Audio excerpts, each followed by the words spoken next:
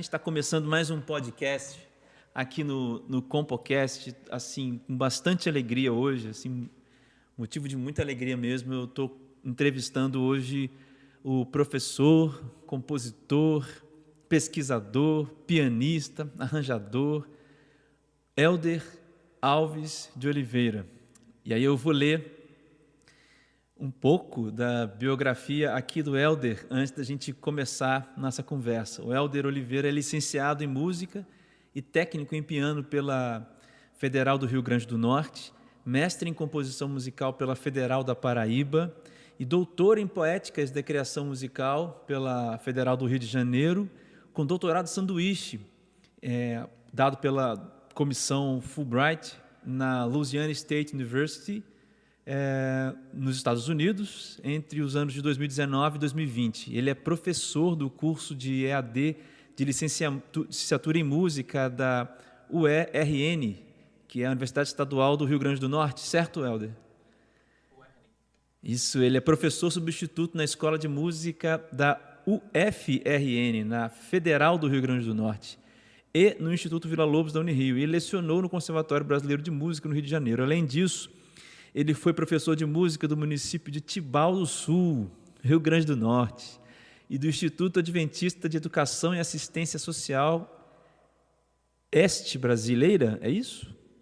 No Rio de Janeiro. Hélder tem vencido muitas competições de composição no Brasil, nos Estados Unidos, na Alemanha, em Portugal, no Canadá, como por exemplo, o primeiro lugar no 5º concurso de composição da Academia de Flauta de Verão, Hymn for Mercy Competition 2019, e também um outro concurso de composição na Alemanha, não é isso, Hélder? Em 2020, e 2 prêmios Furnart de composição clássica de 2012 e 2016. Tem obras publicadas pela Esquezo Editions em Portugal. E, Hélder, assim, é um prazer ter você aqui, um privilégio para a gente bater esse papo aqui. Tem muita gente que ouve o podcast aqui no YouTube, e um grande número de pessoas. Muita gente ouve lá no Spotify também. Quando a gente termina aqui, a gente edita o áudio e coloca lá no Spotify. Hélder, então eu queria que você desse as suas primeiras palavras, as suas boas-vindas ao pessoal. Prazer estar aqui com vocês. Agradeço primeiramente o convite, né, feito pelo querido colega para participar desse projeto maravilhoso, que já tem convidado vários grandes nomes da teoria de composição do Brasil, né? Venho acompanhando o seu projeto.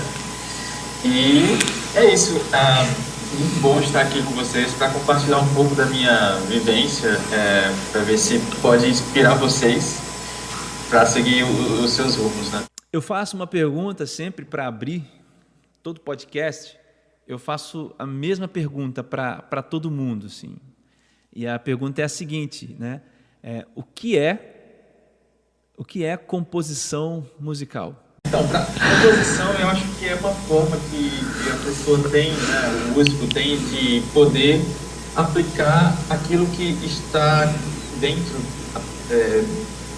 depois da sua própria vivência. É uma maneira de externar, uma maneira de colocar em prática tudo aquilo que está na teoria, na mente, no universo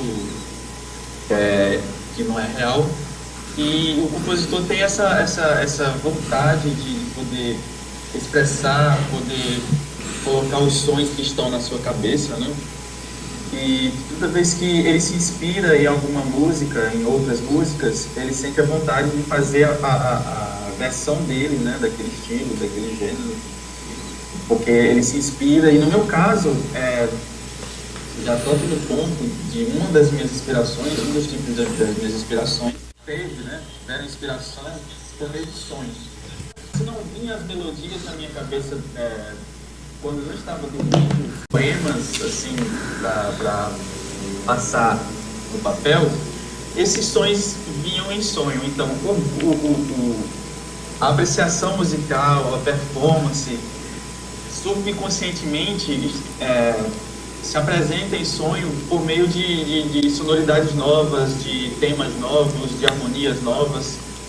e eu tenho que acordar, eu só consigo lembrar, né, como todo mundo, do que sonhou quando se acorda na hora. No meio do sonho, a pessoa se lembra, eu, no caso, me lembro pelo menos de um trecho, uma frase, e eu anotava quando era criança e mais recentemente passei a gravar no celular. E esse material, né, esse tema, essa melodia que ficou registrada, ela infelizmente não vai ser do mesmo jeito que ficou no sonho, mas pelo menos um pedaço sim. Então isso é uma fonte de inspiração para desenvolvimento de canções completas, né? Você sabe que eu nunca tinha ouvido, né, dessa maneira, né, tipo essa conexão entre os sonhos, né, e o som. Então, assim, isso é uma coisa natural para você, tipo, você sonha de verdade, assim, com os temas ou com alguma textura, com algum material, com alguma matéria-prima, e daí você desenvolve.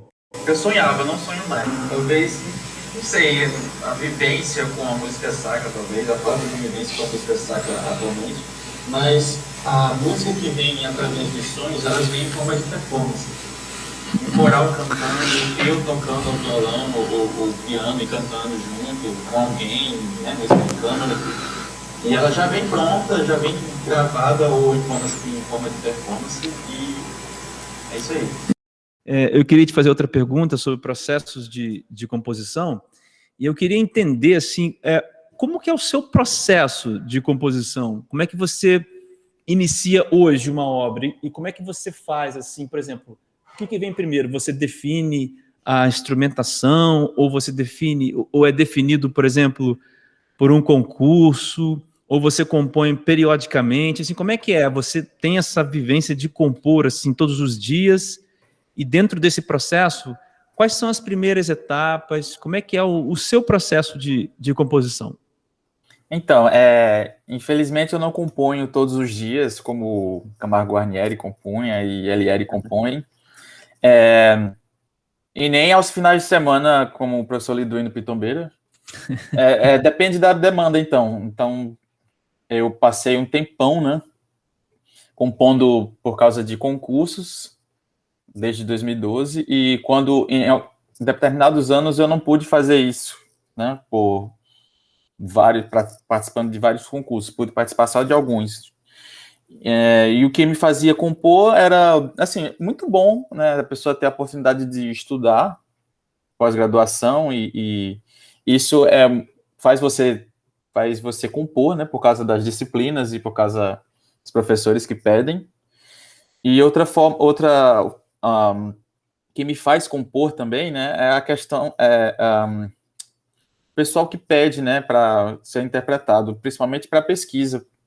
O pessoal está fazendo bastante pesquisa de colaboração, né, entre intérprete e compositor, e eles pedem para os compositores fazerem uma peça nova, e eles, depois da peça nova, darem suas observações acerca da obra, a questão de idiomatismo e outros aspectos. Então, são esses três, né, para composição, para estudo de composição em escolas especializadas, e pedidos diversos para interpretação em recitais pelos performers. Uhum. Entendi. Assim, qual que é o projeto nesse momento? Em qual composição ou em qual obra você está trabalhando nesse momento? Nenhuma. A gente tem o compositor brasileiro é assim, né? Ele tem outros trabalhos, pelo menos a maioria é assim, né?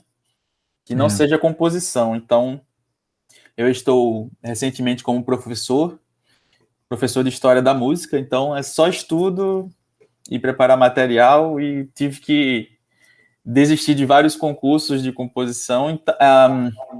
Tenho 2 pedidos de peças para serem compostas, só não sei quando vou fazê-las, de intérpretes que estão fazendo pesquisa de trabalho colaborativo. Então, eu estou, por enquanto, em stand-by, só esperando o momento certo para compor essas duas peças que foram pedidas. Sim. Bom, Helder, eu queria passar, então, assim, para o primeiro bloco, né? da nossa entrevista, onde a gente fala um pouco sobre as suas pesquisas, a sua jornada acadêmica, né? Mas antes de falar disso, eu gostaria de perguntar a você, assim, se você pudesse contar para a gente de maneira bem breve um pouco da sua trajetória. Eu li aqui, né, no início do nosso bate-papo, como é que foi a sua jornada e a sua trajetória até aqui, em poucas palavras, no universo da música. Tem que ser poucas palavras? Eu vou tentar. Aos 6 anos eu comecei a compor canções de igreja, porque meus pais eram músicos da igreja. Fui influenciado a ouvir música erudita desde cedo pelos amigos dos meus pais.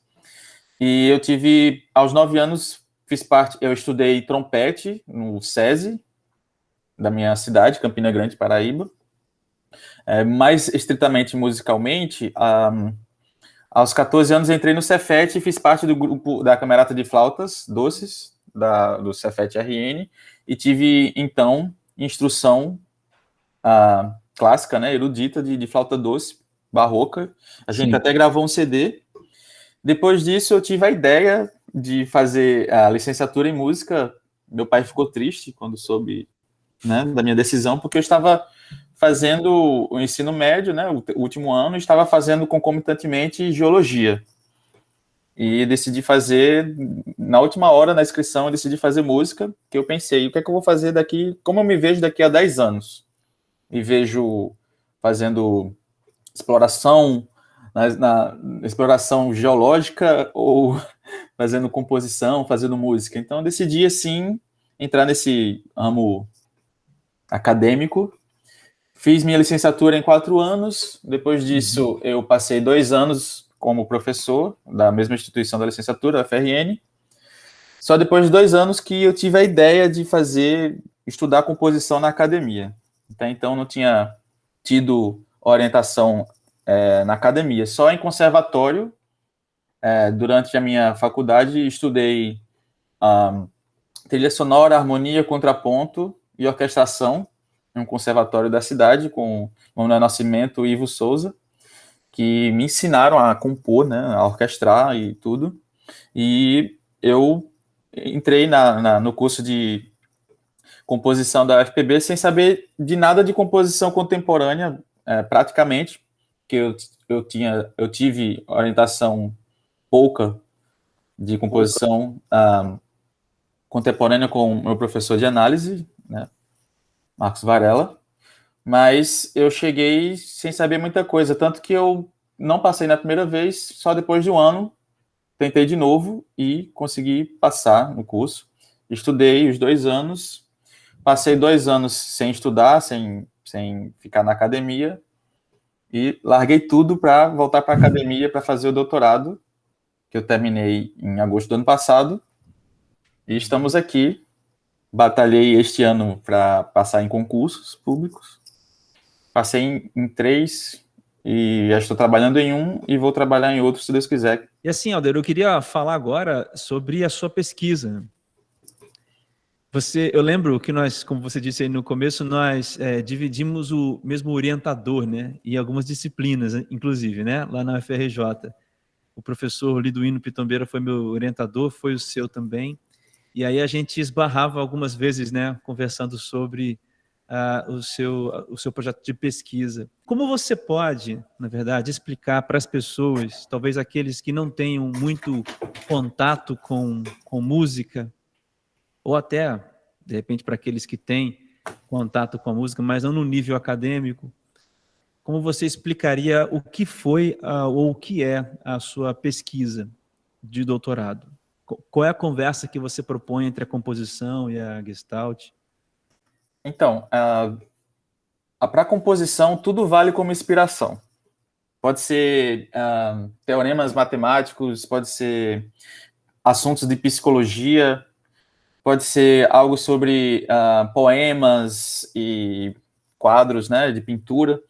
Então, na minha pesquisa, eu fiz não tive a ideia, né, o professor Liduíno que teve a brilhante ideia, de colocar essa questão da percepção, né, como a gente percebe o mundo, como os nossos sentidos percebem o mundo, porque a gente tende a dividir as coisas, a juntar os objetos, as coisas, de uma determinada maneira. Por exemplo, quando a gente vai para um ônibus para viajar, ou um avião, tem um assento que tem um desenho em cima dizendo se é janela ou se é corredor. Sim. E esse desenho, ele está, como é que se diz? Esse desenho é colocado, da poltrona, é colocado junto a uma letra, né? Vamos dizer assim. Uhum. Então, você sabe que a letra A é para a janela, porque tem uma janela junto à letra A, por exemplo. Enquanto que a letra B é o corredor, porque está junto a uma poltrona que está apontando que é o corredor. Então, essas formas de perceber o mundo a partir do visual, principalmente, é uma fonte de inspiração para organizar os sons também. Por exemplo, se a gente coloca 2 sons juntos, curtos, e depois disso a gente faz um silêncio por 5 segundos, e depois a gente coloca 2 sons próximos de novo, a mente tende a separar essas sonoridades porque elas estão distantes no tempo, né? Então, isso foi mais uma forma de inspiração para compor. Não é um trabalho que faz uma pesquisa, como é que se diz, neurológica ou coisas do tipo para tentar fazer com que o ouvinte ele perceba tais coisas de forma bem experimental, depois de uma experimentação, não é? Depois da metodologia científica. Não, é só uma maneira de começar uma composição, né, partindo dessa ideia. Então, não há uma preocupação em fazer experimentações com o cérebro, né, do ouvinte. Entendi. A partir disso, eu pensei assim, como é que eu vou organizar esse meu raciocínio de saber como o ouvinte pensa e organiza os sons? Há uma forma de fazer essa organização. E essa forma de organização, o trabalho do professor Liduino proporcionou para mim, que é o sistema composicional, né, modelagem sistêmica. Então, modelagem sistêmica, mais precisamente sistema composicional, você coloca diretrizes das regras do jogo, porque composição é um jogo, vamos dizer assim, que tem as regras para você cumprir, que você pode determinar. Se você determina essas regras e você as segue, tem um conjunto de diretrizes, esses são sistemas que eles podem ser bem generalizados, né? E se for modelagem sistêmica, é assim, você se baseia em uma coisa já feita, um poema, um quadro. Eu fiz baseado em outra composição. Então, eu me baseei em várias composições, extraí aquilo que eu queria, primeiro eu fiz uma análise, né? Baseada nessa questão de percepção do ouvinte, e extrair aquilo o máximo possível, o que é que a peça, o que é que as músicas queriam expressar, e fiz de outra maneira, semelhante, partindo de uma estrutura mais básica, que soa diferente, porque eu coloco aquilo que me agrada, né, de certa forma, como, por exemplo, escalas diferentes, instrumentos diferentes. E a ideia não é fazer a mesma obra ou praticamente do mesmo jeito como o compositor pensou, mas assim tomar como ponto de partida certas ideias mais no grosso, assim, mais gerais, né? Entendi. Então eu juntei os dois, né? Juntei a questão da percepção e como é que eu vou organizar isso. Então, foi percebida essa questão de organização dos sons nessas músicas. Fiz umas regras do jogo, baseado em como esses sons se comportam nas músicas. E partindo dessas ideias mais gerais, eu incrementei algumas coisas, eu substituí algumas coisas, como alguns acordes, né? Basicamente isso, de forma mais simples. É uma espécie de modelagem gestáltica. Exatamente. Uau! Quando você falou aí da questão de dois eventos, né, separados no tempo, eu lembrei muito do Reichenbach. Eu li esse livro dele, chama Hans Reichenbach. Ele estava na minha pesquisa também. Ele tem umas regras assim. Esse livro é de 56, ele fala sobre essa questão do tempo. É interessante como tem uma relação com a Gestalt, porque ele diz assim: que são basicamente 3 relações que determinam temporalidade, né? Ele diz quando você percebe algo que vem antes ou depois de, ou quando você percebe coisa que está à direita ou à esquerda de, ou quando você percebe algo que é maior ou menor que. E essa questão de temporalidade no sentido da metrificação. E aí você disse, eu recordei logo disso. E é realmente isso, né, Helder? Porque a gente encontra meio que pontos de referência, né, quando a gente vai viver a experiência da escuta. E, enfim, o próprio processo de repetição, né, a simples repetição de uma ideia é um condensamento assim, né, de uma expectativa que é baseada numa estrutura, a estrutura da repetição, né? E eu queria fazer uma pergunta, uma curiosidade minha, assim. Você falou das regras do jogo, né? Essas regras, elas têm ligação com as bases da Gestalt? Tem alguma coisa a ver com isso? Essas regras do jogo que você citou? Então, essa questão de figura em fundo já pode ser uma regra, né? Eu posso determinar que eu tenho que fazer uma sonoridade que é como se fosse uma camada, né, de fundo, e sobre ela eu posso colocar sons mais elevados e que se destacam mais, caracterizando uma figura. Essa disposição pode ser uma regra. Entendi. É um exemplo de regra que eu posso determinar para a minha composição. Você já experimentou assim com alunos de composição? Ainda não. Eu sou relutante ainda em relação ao ensino da composição. Infelizmente, já recusei vários pedidos de ensino de composição. Vai chegar a minha vez ainda. Eu não sei se eu não me sinto, não sei porquê, mas eu não me sinto capaz ainda de ensinar. Mas as pessoas que vão ensinar, é assim, né? Acontece. As pessoas não precisam estar 100% preparadas. E quem vai saber? Como você vai saber quando você vai estar preparado? Você só vai ficar preparado se tiver experiência, se você tentar, né? Eu penso que existe uma aplicação muito grande, sim, né? No ensino da composição, né? As regras do jogo, porque me parece que as regras são muito manipuláveis, né? As regras do jogo. Assim, você pode determinar as regras para os seus alunos e eles podem se inspirar nessas regras, porque a composição, você é o compositor que cria as regras, né? Sim. Então, as regras que são determinadas durante o ensino da composição, elas são somente são ferramentas para você treinar, né? Fazer o seu treinamento mental e você ficar adaptável a qualquer situação.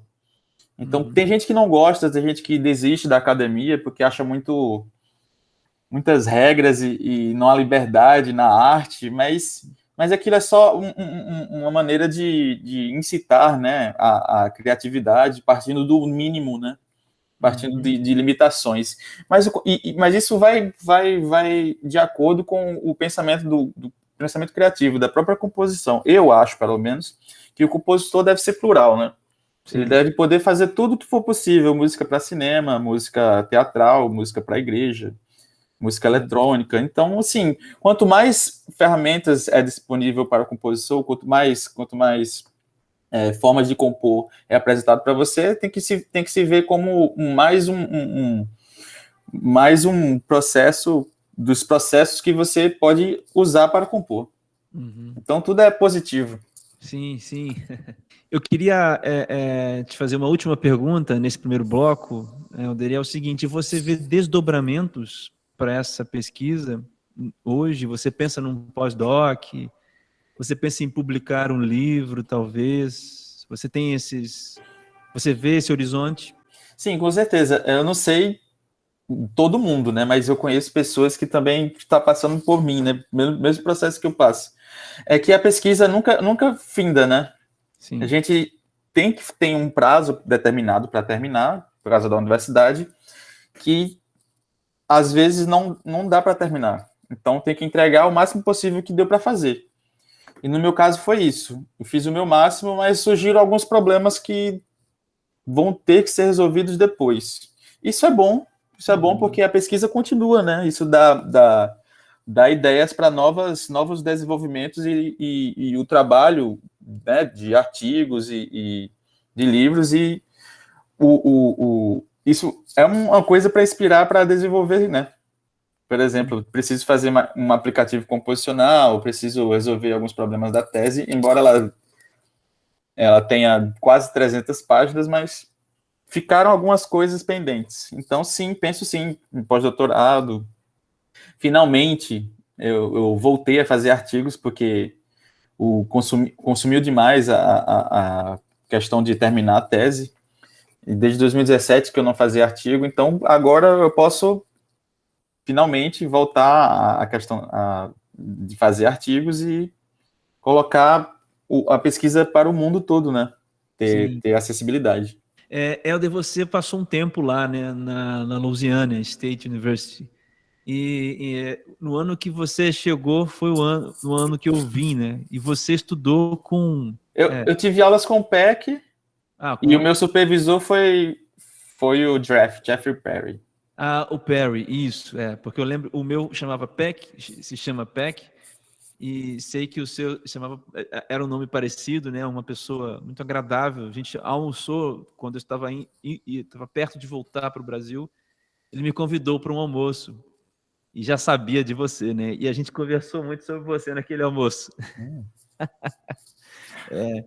Ele já queria sondar, né? Ele já queria sondar.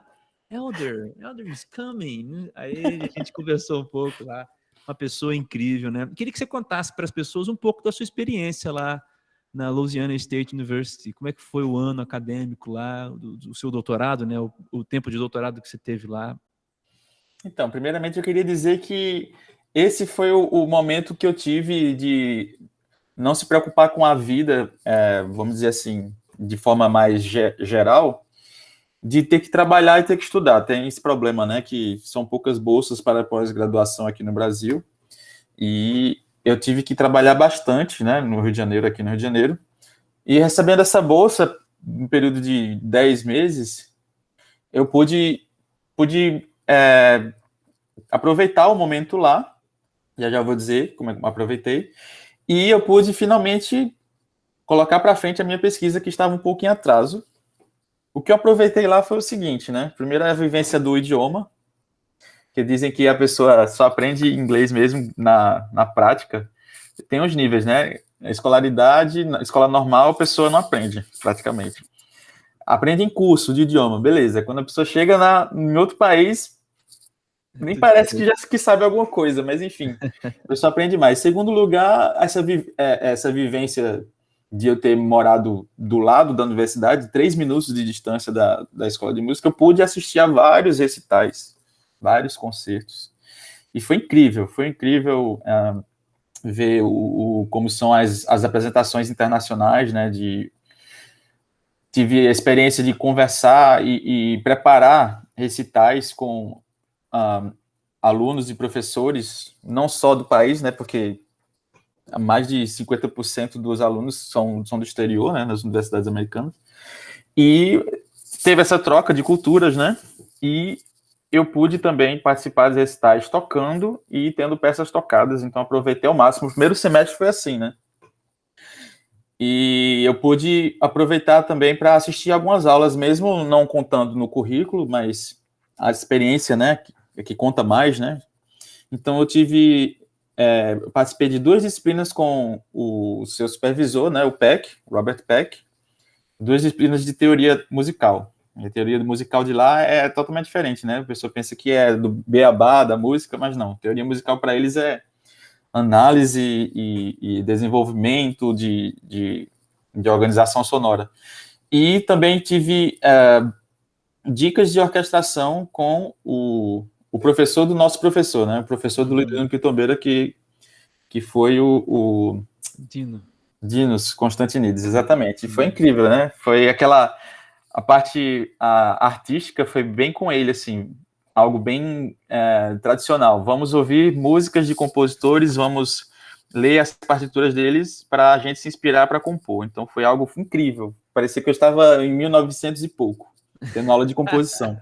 Que legal, foi incrível, cara. Mesmo. Ou seja, no primeiro semestre, André, eu não fiz nada da pesquisa. E eu compus bastante também, aproveitei para compor. E quando terminou o semestre, a partir de dezembro, depois das disciplinas, né, assistidas e recitais, eu pude recomeçar a minha tese e deu para aproveitar bastante, principalmente quando chegou a pandemia, que eu fiquei isolado, a gente não pôde assistir aula, a gente não pôde passear, a gente não pôde ir para a igreja, nada podia distrair, então. Então, foi o momento de ficar no computador só escrevendo, porque faltava muita coisa, eu só tinha feito um capítulo de 3 capítulos, então faltou a parte analítica e faltou compor as músicas. Mas eu consegui adiantar bastante e fiquei mostrando ainda para o professor Jeffrey Perry o desenvolvimento da pesquisa até a pandemia chegar. Então deu para aproveitar bastante. Então o último semestre foi assim, foi isolado, fiquei bem isolado, não vi ninguém praticamente, e desenvolvendo a pesquisa, escrevendo bastante. Eu acho que assim, falta para a gente, né, Helder, assim, essa tranquilidade, pelo menos eu acho que você viveu também, essa estrutura que nos é dada para quem ganha, por exemplo, esse tipo de bolsa, que assim, existe uma estrutura financeira, a própria universidade oferece uma estrutura de ensino, de pesquisa, de acesso à biblioteca, enfim, realmente você desenvolve pesquisa, né? Você faz pesquisa. Pelo menos uma grande diferença, né? Aqui a gente tem que trabalhar, como você disse, tem que fazer muita coisa, tem que ralar muito para se manter, né? E às vezes acaba não tendo tanto tempo assim para fazer pesquisa, seja ela... Helder, eu queria passar para o segundo bloco aqui e eu queria falar sobre essas 3 obras, a Mini Suite, Trevo. Eu queria que você falasse um pouco sobre o seu processo de composição. Ela vai ficar no link do vídeo para as pessoas ouvirem, né? Aqui.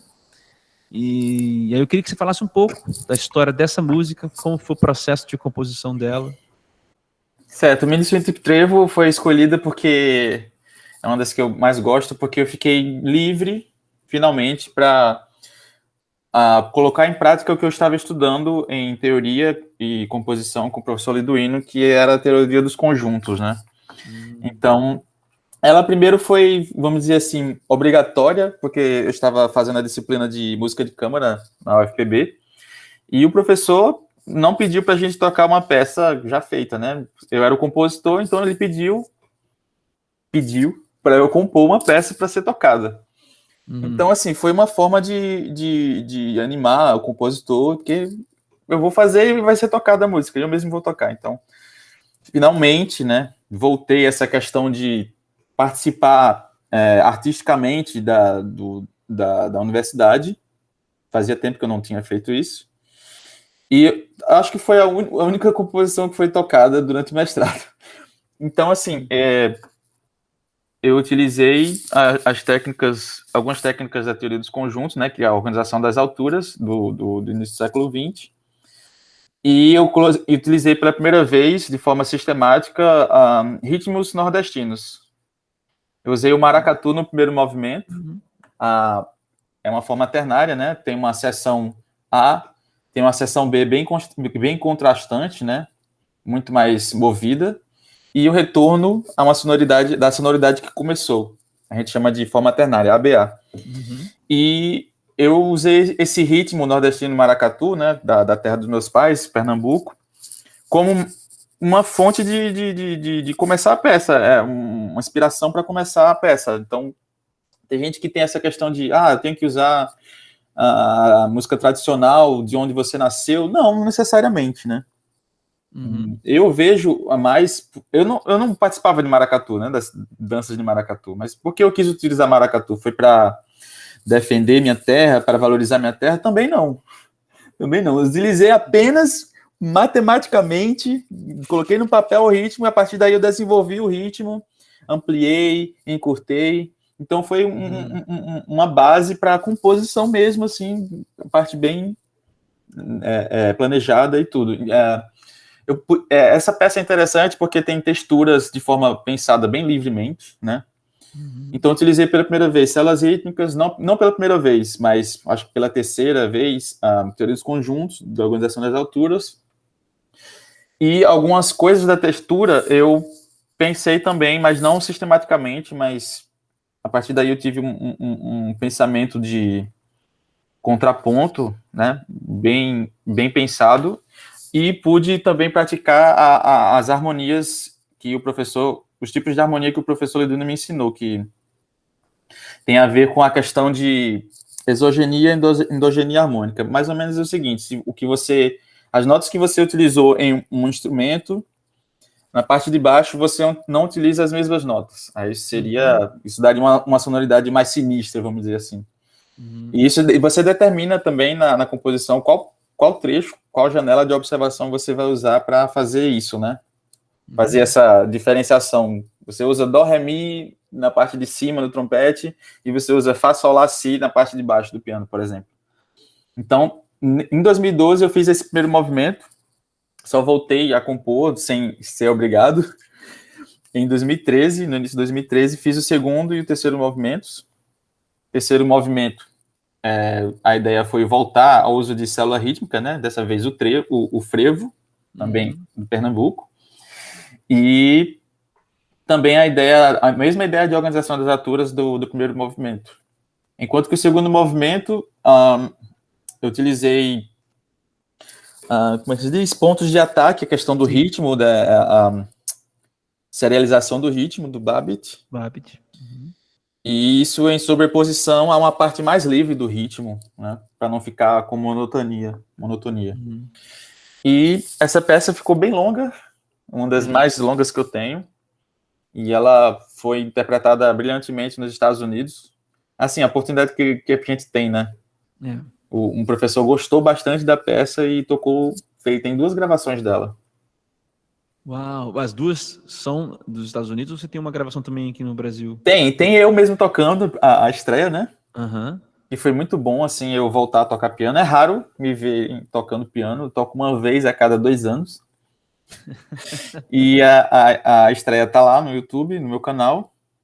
Sim. E as últimas versões estão, uma delas está no meu canal e outra está no canal do professor que tocou, lá dos Estados Unidos. Trevo por 3 movimentos? Não.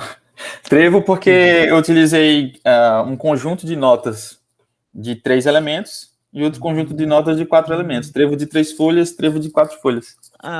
Que bom que você perguntou, porque eu tinha esquecido disso.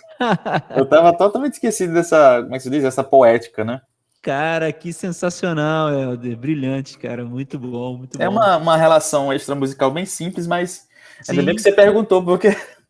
Eu fiquei assim, gente, eu fiquei pensando em trevo, será que são 3 movimentos? Mas é incrível, né? O trevo, que tem 3 folhas, e o trevo de 4 folhas, que é um achado, né? Que é alguma coisa assim. Que incrível, Helder.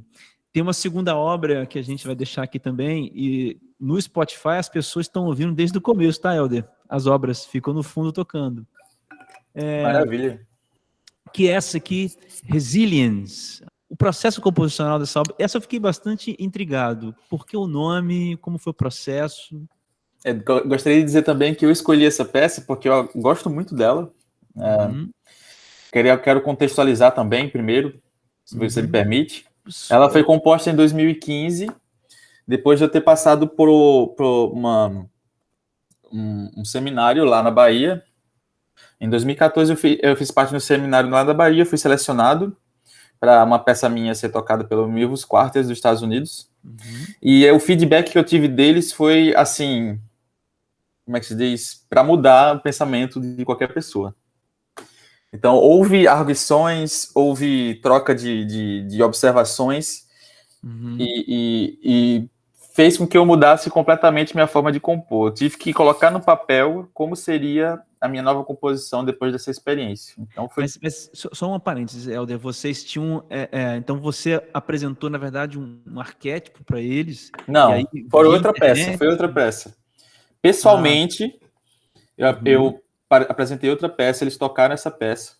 Eles estavam aqui ou você foi lá? Não, na Bahia eles foram para lá. Os quartos foram para lá. Foi bem interessante a experiência, uma experiência única mesmo, né? E a partir, assim, é como o Shostakovich diz, né? Você tem uma chance de melhorar a composição, né? De compor, com a nova peça que você vai fazer. Então, eu tive uma nova chance A gente sempre tem uma nova chance de mudar, né? Então, assim, tem alguns professores que dizem, olha, eu vou dizer algumas coisas que eu pensei sobre a sua composição, mas não necessariamente a pessoa tem que mudar naquela hora. Se mudar, ótimo. Se puder mudar e se quiser mudar, ótimo.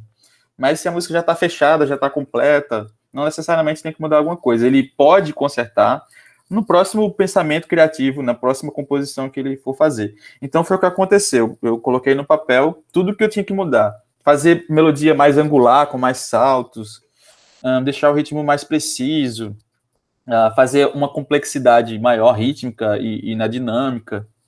E isso foi tudo pensado e utilizei também a organização das alturas por conjuntos de classe de notas, mas eu ousei mais, então, no ritmo, nas melodias, deixei um pouquinho mais complexo e nas dinâmicas. E a ideia por trás dessa peça é o seguinte, uma das minhas fontes de inspiração são palavras estranhas a mim, incluindo palavras e frases que não têm tradução literal ao nosso idioma, a qualquer outro idioma que não seja o original. Então, resiliência, me chamou a atenção. Resiliência? Como assim? Como eu posso trabalhar... Travou você ou não? Como eu posso trabalhar a resiliência, que é o pensamento psicológico na música, que é o pensamento psicológico é o seguinte, né? Você que não sabe resiliência é a capacidade de se adaptar a qualquer situação, né? Você continua firme, mesmo apesar das dificuldades, vamos dizer assim. Então, como eu posso trabalhar isso? E tive várias ideias. Pode ser, eu posso colocar uma melodia e posso haver interrupções, vamos dizer assim. No meio da melodia, vem outra melodia em pequenos pedaços de tempo, e a melodia depois retorna. Então, há essas interrupções. Outra forma que foi utilizado no meio da melodia, vem pancadas assim, né? Sons, vamos dizer assim, no cotidiano a gente vê isso, no cotidiano, por exemplo, a gente está numa palestra, ouvindo uma música e alguém está fazendo obra no prédio, fazendo pancadas e tentando tirar a sua concentração, o seu raciocínio. Então isso também é colocado na música, através de pancadas em quase tutti, para tentar atrapalhar o percurso melódico. Outra forma também seria as dissonâncias e consonâncias, esse jogo de dissonâncias e consonantes, e também a passacaglia, que a gente chama, né? Tem uma melodia constante que se repete, e essa melodia, ela permanece apesar de outras melodias acontecerem simultaneamente, né? Por cima, por baixo. Outra forma também seria um deslizamento de notas, que a gente chama de glissando, né? A gente faz uma subida, uma descida, e se você desce só um pouquinho e fica aquela dissonância, aquele som, mas depois ele se resolve, voltando para a nota que a mente tende a achar que é o repouso. Então foram essas ideias assim, né, que me inspiraram para fazer essa música contínua, 8 minutos, que eu acho incrível, porque ela também... Eu trabalho a contraponto. A maioria das minhas músicas tem o trabalho de contraponto, com invenção, com fuga, com imitação. Se o pessoal ouvir, vai perceber. Tem muito esse jogo de melodias acontecendo ao mesmo tempo e tem esse trabalho. Primeira dica de composição do professor Ludino foi essa, né? Se eu tenho uma melodia, a parte da melodia de baixo não pode ser tão complexa, deve tapar os buracos, né? Como a gente aprende também na improvisação, no acompanhamento. Se a voz está fazendo muitas notas, o acompanhamento faz poucas notas. Se a voz faz poucas notas, o acompanhamento pode fazer um pouquinho mais. Então, esse jogo aí, né, de vozes aí, muito presente na minha música. E essas sonoridades sinistras também, que tem a ver com a escolha dos conjuntos, né? A escolha no planejamento. E a questão da sobreposição que eu falei, que não utilizar todas as notas da melodia na parte de baixo, usar notas diferentes. Sim, sim. E essa gravação é a gravação deles tocando lá em 2015? Então, essa peça ela foi feita para um concurso que não passei, e eu tive a oportunidade de submetê-la para a Funarte, né, para a Bienal. E ela foi selecionada, assim, por surpresa, não estava esperando, que foi o prêmio mais alto, o o prêmio da categoria mais alta, que era de orquestra de câmara. Nessa época não houve orquestra sinfônica, mas o maior prêmio que teve foi de orquestra de câmara, e quando eu soube o resultado, souberam por mim primeiro e mandaram uma mensagem para mim, eu nem estava esperando mesmo, nem ia procurar ver. E ela foi tocada em 2017, na Sala Cecília Meirelles. Acho que me lembro. A gente conversou um pouco antes. Lembro disso. A gente pegando o metrô, você falando sobre o prêmio e tal. Acho que lembro. Uhum. Então, assim, foi uma oportunidade única, né, de ter uma peça tocada. Incrivelmente, aqui é difícil você ter sua peça tocada, principalmente para orquestra. Só se você passe em algum concurso, né? Para os compositores jovens, eu estou falando, né? E só toca uma vez, pronto, já era. Mas é difícil também para os compositores renomados terem suas peças tocadas e retocadas. Isso é uma dificuldade, realmente, né? É difícil isso. Eu acho que eu conversei alguns podcasts atrás sobre essa questão e existe talvez a explicação é que exista dentro da academia um seccionamento, né? E uma hipervalorização do que é realmente muito importante, né? Os estudos do século XVII, do repertório do século XVII, do século XVIII, sobretudo do século XIX. Quando você pensa em música no repertório pianístico, né, o pianista não pode deixar de tocar a música romântica. E é importante, existe uma questão técnica, enfim, para cada instrumento. Mas existe também o século XX, né, e o século XXI. E eu sinto que existe um distanciamento, um seccionamento ali também. Mas é questão de pensamento mesmo. Durante a minha faculdade, eu estava estudando Villa-Lobos, porque o meu professor tinha essa visão mais para frente, de colocar os alunos para tocar música contemporânea. E chegava outros professores de harmonia, de coisas tradicionais, de teoria tradicional, e vinham me perguntar, por que você está tocando Villa-Lobos? Villa-Lobos não é técnica, você não aprende técnica com Villa-Lobos, você tem que estudar Mozart, tem que estudar Beethoven. Então, isso é um pensamento retrógrado, né? Tipo, o que é que a música contemporânea tem de técnica para te ensinar? É uma técnica diferente. Sim. Tem técnica, sim, só é diferente. Sim, até porque tem cursos de pós e faculdade lá nos Estados Unidos que é só voltado para performance de música contemporânea. Sim. Senão não teria esses cursos. E nós temos, né, assim, uma defasagem no sentido da graduação do aluno de instrumento, né, em conhecer as técnicas da música contemporânea, né? Certas coisas que você quer escrever, você sabe disso, né, Helder? Você escreve para uma orquestra e você está escrevendo para uma orquestra dentro de uma universidade e você tem que explicar muita coisa. Às vezes a bula, né, tem que ser uma coisa assim de 2, 3, 4 páginas, mas que são sinais talvez recorrentes, mas que precisa de uma explicação, às vezes até verbal mesmo, né, com os músicos. Olha, é isso aqui. Junta tudo, né? Primeiro porque as peças, a maioria não são contemporâneas, então ele fica só naquela bolha. E segundo, porque não tem demanda, né? E ele passa a não gostar. Tem essa questão também, né? Tem a questão do gosto também, que não é moldado, né? Eu tive que aprender à força a música contemporânea, assim. Aos 17 anos, eu tive essa experiência com apreciação musical e análise, que eu gostei bastante de ouvir música contemporânea. Mas depois disso, eu deixei de ouvir. Mas para entrar no mestrado na UFPB, eu tive que saber as músicas principais do século XX. Tive que, incrivelmente, você faz a prova e você ouve o áudio que eles colocam, os áudios. Você tem que saber qual é a peça, qual é o compositor e qual é o período. Uau. Mas assim, tudo vem pro bem, né? Tudo você aproveita. E foi maravilhoso. Foi maravilhoso ouvir música contemporânea e até hoje ainda ouço música contemporânea. Sempre tem esses momentos assim, essas pessoas maravilhosas que fazem você ouvir música contemporânea. O professor Liduino apresentou para mim, por exemplo, uma lista de top compositores atuais. Então eu voltei a ouvir música contemporânea, mas dessa vez não de forma obrigatória, mas eu ouvi um Sukshin, agora não lembro mais dos outros, Reis, enfim, tem os top 30 aí que eu passei a ouvir. Depois eu quero Thomas essa lista aí. Adès, Thomas Adams, para mim, é sensacional. Sim, eu ia falar agora. Ele é um cara assim que tem uma fama muito grande, né? Regente. Assim.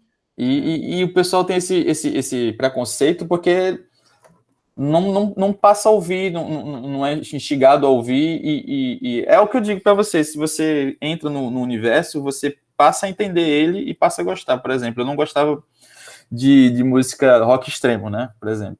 Até que eu recebi uns álbuns de música, tive 8 horas para viajar para outra cidade, o que eu vou fazer? Deixa eu ouvir esse negócio. E eu passei a entender, perceber formas, perceber repetições, perceber padrões. E quando você entende, você acha interessante, você pode não gostar da música, mas você gosta de entender a música. Sim. E isso é interessante. Que tipo de música, Helder, que você falou? Deathcore. Deathcore? O que é deathcore? É um subgênero do rock que geralmente o cantor ele faz screams, faz gutural, faz screams, que não há melodia na voz. E, geralmente a pessoa espera que o cantor ele cante notas bonitinhas, melodia cantável, que dá para decorar, mas não. Ele busca fazer o ruído. Sim. O objetivo dele é fazer o ruído e fazer o ritmo. É só ruído, só tem barulho? Não, tem um ritmo lá que você consegue perceber padrões e tem regiões de alturas, né? Sim. Ele faz um grito agudo, faz um grito médio, faz um grito grave. Então você consegue aprender isso, a perceber isso à medida que você ouve. Quanto mais você ouve, você vai interiorizando aquilo, vai entendendo. E a última obra que a gente selecionou aqui, eu não sei pronunciar bem, eu não sei se é Kessen ou Kessen.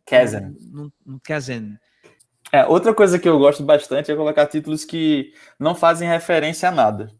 Eu sou daqueles que não gosta de preparar o ouvinte e fazer com que ele já tenha uma ideia pré-ideia do que seja a música. Eu gosto que ele mesmo coloque a lógica dele, né?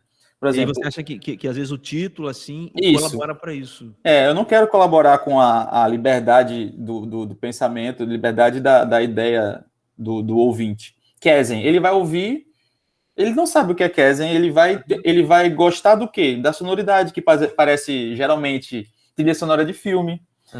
Ele vai fazer relação com floresta, vai fazer relação com algum sentimento, alguma emoção. Ele faz a lógica dele, ele que percebe os elementos que estão repetindo, o que é que se parece, o que é que não se parece. Tanto que teve uma vez que me pediram para explicar uma música antes de ser tocada, enquanto os músicos estavam organizando as cadeiras lá e tudo. Eu não aceitei. Ficou meio chato assim, mas o meu impulso na hora foi não aceitar. Depois eu fico pensando nisso, nossa, eu fui muito extremo em relação a isso, mas o pessoal é importante. Geralmente as pessoas querem se inteirar na obra para entendê-la. Mas eu prefiro que elas entendam depois, que elas procurem saber como é que foi o pensamento do compositor. Se bateu com o que ele pensou, Assim, eu gosto que ele tenha a ideia dele mesmo. Sim. Como se ele criasse o ambiente dele, o ouvinte criasse o próprio ambiente. Mas, enfim, Kessen utiliza uma fonte de inspiração recorrente nas minhas obras, que é a inspiração bíblica, inspiração religiosa. Kessen significa terra de Gozen, terra de Kessen. Foi a terra que os judeus, né, tiveram durante a estadia deles no Egito, que não sofreram, os judeus não sofreram as pragas do Egito. Essa porção de terra, as pragas não ocorreram nessa terra. Geralmente, precisamente, a Bíblia cita 5 dessas 10 pragas, a Bíblia cita que não atingiram o povo escolhido de Deus, né? O povo de Deus, dessa terra, dessa porção de terra que os trabalhadores escravos, né, ficavam, que eram judeus, que seguiam Deus, né? Que eram escravos no Egito, né? Exatamente. Então, a ideia foi colocar esses momentos onde há paz, tranquilidade, não há momentos de choro e angústia, alternado com os momentos das pragas, do desastre, né, da desgraça das 10 pragas do Egito. Então, há essa inspiração em enredos, em ideias, em conjuntos de ideias, numerologia. 10 pragas do Egito, 7 pragas do Egito, as bem-aventuranças, 9 bem-aventuranças, e isso me inspira, isso me dá tantas ideias, e como eu vou colocar as rãs, as moscas, os gafanhotos musicalmente, como eu vou descrever isso? E o texto me inspira, né? Eu acho que é muito bom isso para o compositor. Tem a questão da temática, tem a questão da vivência, tem a questão da história também por trás.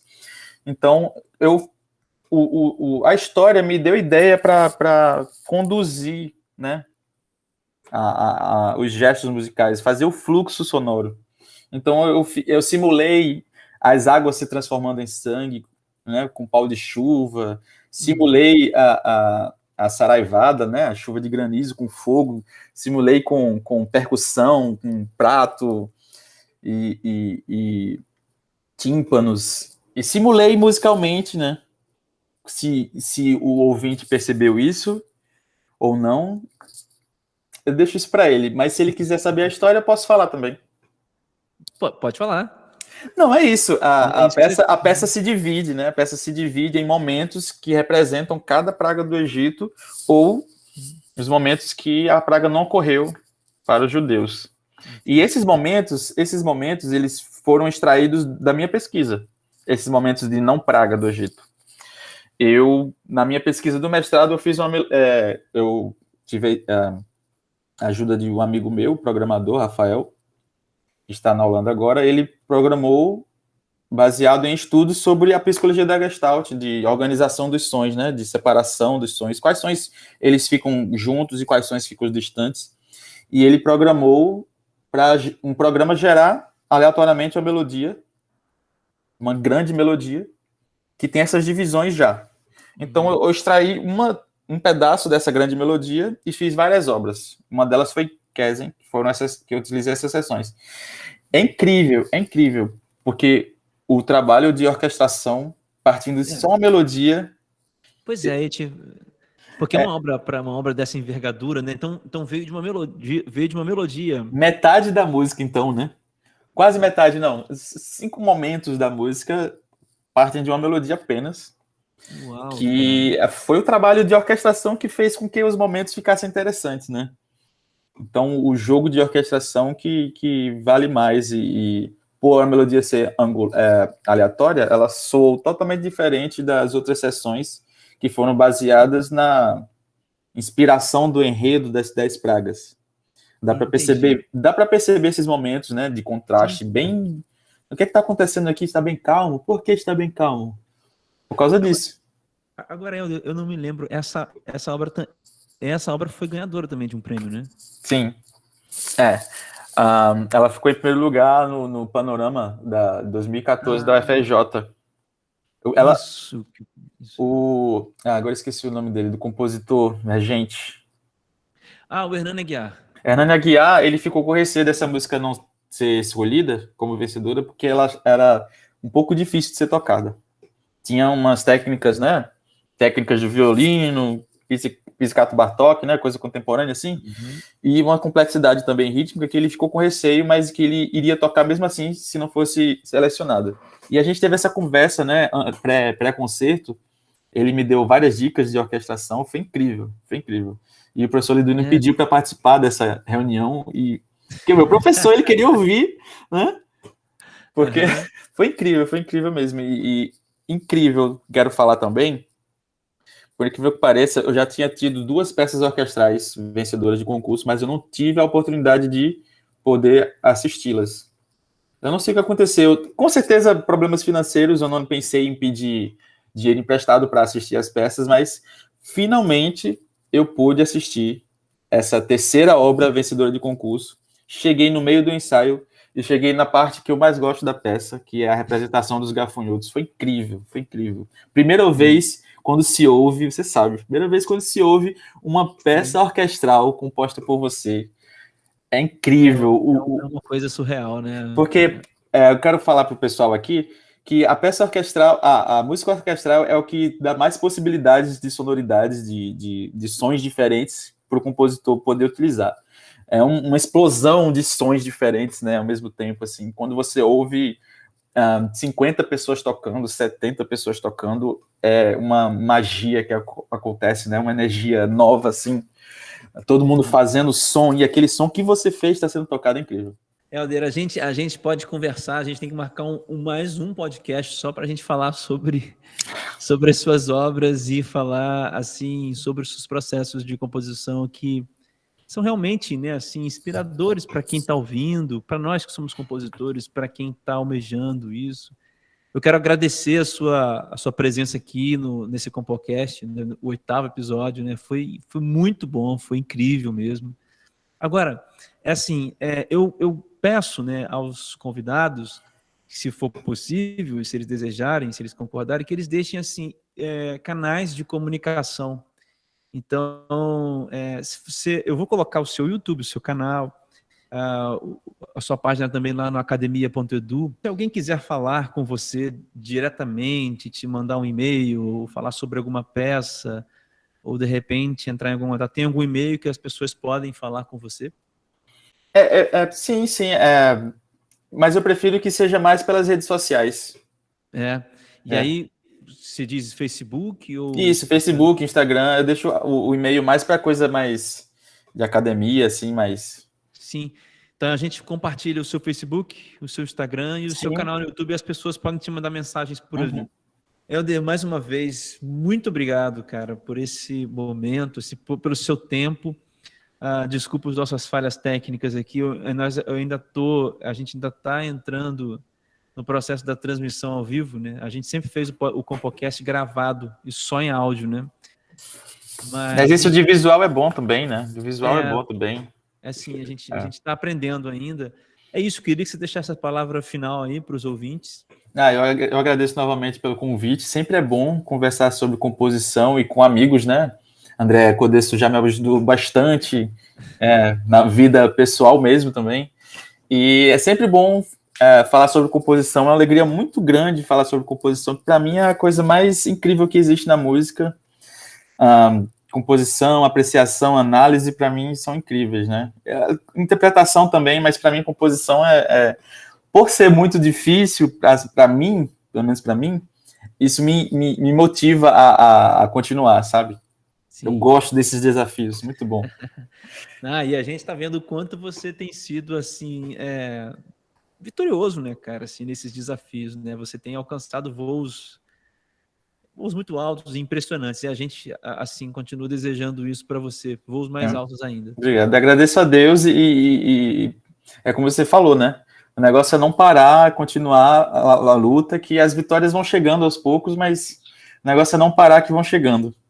É resiliência. Então, agradeço as vitórias e os convites, muito bom dos amigos e eles que fazem a parte da minha trajetória, e a gente não aprende sozinho, né? A gente tem as pessoas para nos guiar, e essas vitórias e futuras conquistas são frutos de uma colaboração, com certeza.